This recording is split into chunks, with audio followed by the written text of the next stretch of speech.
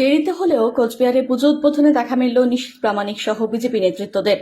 মহালয়ার দিন থেকে কোচবিহার জেলা জুড়ে শহরতলির বিভিন্ন বিগ বাজেটের পুজোগুলো উদ্বোধনে দেখা গিয়েছে তৃণমূলের একাধিক নেতা মন্ত্রীকে। পুজো উদ্বোধনকে হাতিয়ার তৃণমূল সংযোগ সড়ক করলেও দেখা মেলেনি বিজেপি নেতৃত্বদের। এই নিয়ে রাজনৈতিক মহলে প্রশ্ন উঠতে শুরু করেছিল। বিগত বছরগুলোতে কোচবিহার জেলার পুজো উদ্বোধনে বিজেপি সাংসদ তথা প্রাক্তন কেন্দ্রীয় স্বরাষ্ট্র প্রতিমন্ত্রী নিশীথ প্রামাণিককে সক্রিয়ভাবে দেখা গেলেও এবছর সাংসদ পদ খোয়ানোর জন্যই কি তিনি ব্রাত্য থাকবে? এমনকি রাজ্য সরকারের অনুদান হারানোর ভয়ে কি বিজেপি নেতাদের ডাক পাচ্ছেন না? এমনও প্রশ্ন উঠতে শুরু করেছে।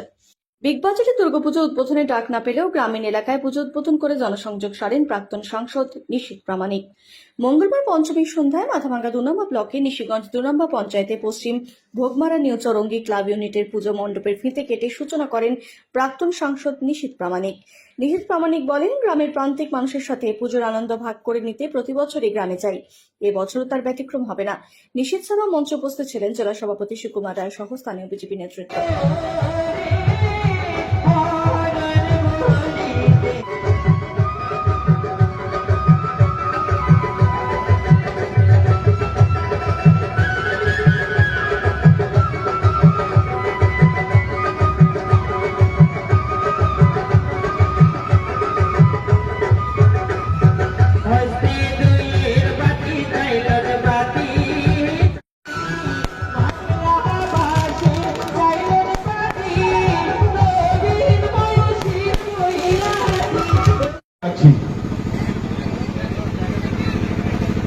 अरे भाई हटा शो ना भाई भाई भाई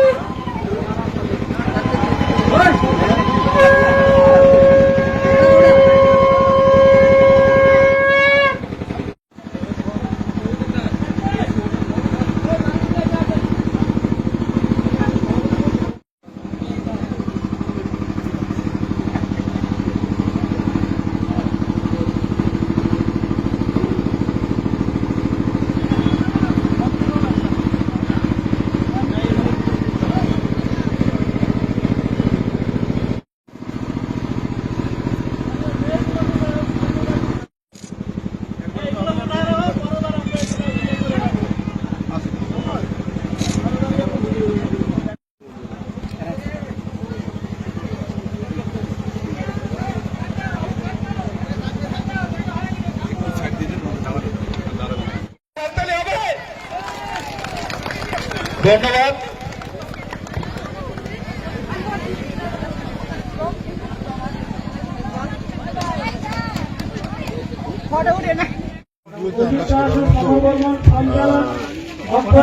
সাধারণ মানুষ যারা গ্রামের মানুষ শহরের বহু শহরে